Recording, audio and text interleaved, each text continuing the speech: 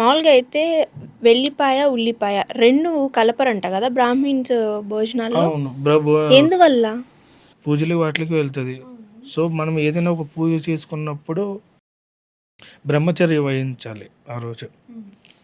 అందుకనే మీకు చూడండి ఏదైనా సత్యనారాయణ వ్రతం గానీ, ఏదైనా హోమాలు చేసేటప్పుడు కింద పడుకోమంటారు నేల మీద. హ్మ్. అవును. ఇప్పుడు మేము గూడా ఉన్నాం. సో, మాల్‌లో ఉన్నాం.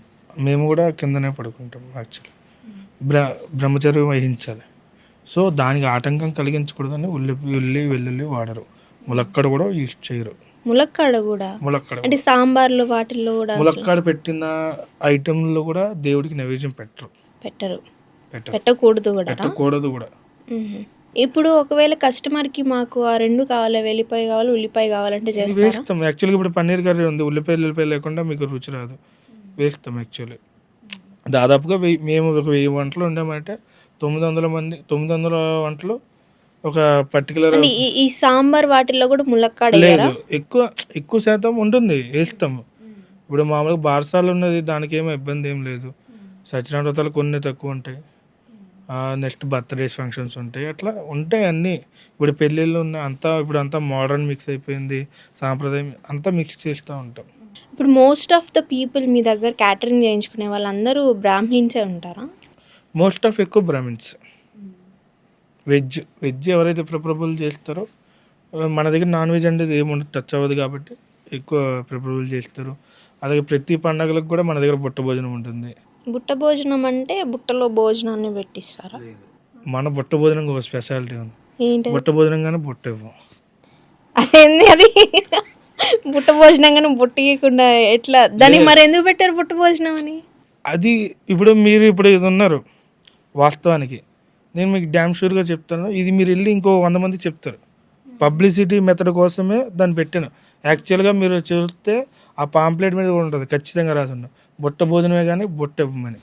ఎందుకని అంటే కామెడీగా నవ్వుకోవడానికి బాగుంది కదా. అవును, స్ట్రాటజీ. ఒక నలుగురు ఐదుగురు కూర్చున్నప్పుడు ఖచ్చితంగా ఈ టాపిక్ కంటెంట్ ఏముండదు. కంటెంట్ అంతా మాట్లాడేసుకుంటారు, అంతా అయిపోతుంది. ఆపేసిన తర్వాత ఇంకొకరు నవ్వించాలి అని అనుకున్నప్పుడు ఈ టాపిక్ వస్తుంది. మీ దగ్గర బిజినెస్ స్ట్రాటజీస్ చాలా ఉన్నాయండి, నేను నేర్చుకోవచ్చు. అలాగే మాతో పాటు పబ్లిక్ కూడా నేర్చుకుంటుంది. అలాగని కాదు, వాస్తవానికి నాకు ఇది ఎలా వచ్చిందని అంటే, నేను వైజాగ్లో మామూలుగా ట్రిప్కి వెళ్తూ ఉంటాను. మాకు బళ్ళు మీద ట్రిప్కి వెళ్ళడం కొంచెం అలవాటు. అలాగ వెళ్తున్న క్రమంలో second wife restaurant name. Second వైఫా? ఇదే విషయం నేను ఇప్పుడు దాదాపుగా నేను ఇది చూసి 13 సంవత్సరాల పైన అయింది. నేను ఒక 800 మందికి చెప్పుంటాను, 1000 మంది చెప్పుంటాను. ఇప్పుడు మీకు కూడా చెప్తాను. నేను ఆ విషయం మర్చిపోలేదు ఇప్పటికీ. అంటే అంత బాగా గుర్తుపెట్టుకునేలాగా పెట్టాడు. చిన్న లాజిక్, పట్టు నింపుతాం, కామెడీ కదా. కామెడీ, అవును. ఇది ఎక్కడ పేరు రా అని అనుకుంటారు, కానీ ఆడెళ్ళి ఇంకో 10 మందికి చెప్తాడు. అది చీప్ పబ్లిసిటీ, మౌత్ పబ్లిసిటీ. పట్టు నింపుదాం మీకు కావాల్సి చూడండి. మీకు డిఫరెంట్ కైండ్స్ ఆఫ్ పేర్లు మీకు చాలా తక్కువ టైంలో త్వరగా పాపులర్ అవుతాయి. ఎందుకంటే అది చాలా మౌత్ పబ్లిసిటీ. ఇప్పుడు మీరు ₹1,00,000 ఇప్పుడు బిజినెస్కి ₹1,20,000 ఇచ్చి మీరు పోస్టర్లు వేయించుకుని డిజైన్లు వేయించుకున్న తర్వాత వారం రోజులకి మీరు మర్చిపోతారు, అది మైండ్లో ఉండదు. కానీ మౌత్ పబ్లిసిటీ అలా కాదు, త్వరగా పాస్ అయిపోతుంది మౌత్ పబ్లిసిటీ. ఇప్పుడు మీకు అంతెందుకు, నేను బిజినెస్ స్టార్ట్ చేసేటప్పుడు 1 year మాత్రమే ఓన్లీ గ్రూపుల్లో మాత్రమే పోస్ట్ చేశాను, ఇంకేం చేయలేదు. ₹1 కూడా నేను పబ్లిసిటీ ఖర్చు పెట్టలేదు. కానీ నేను ఇప్పటివరకు సర్వైవల్ అయ్యాను బికాస్ ఆఫ్ మై టేస్ట్. అదొకటి ప్రౌడ్గా చెప్పగలుగుతాను. రెండవది ఓన్లీ పండగలకు మాత్రమే ప్రసాదాలు పెట్టాను. అక్కడి నుంచి నాకు పబ్లిసిటీ అవ్వడం జరిగింది.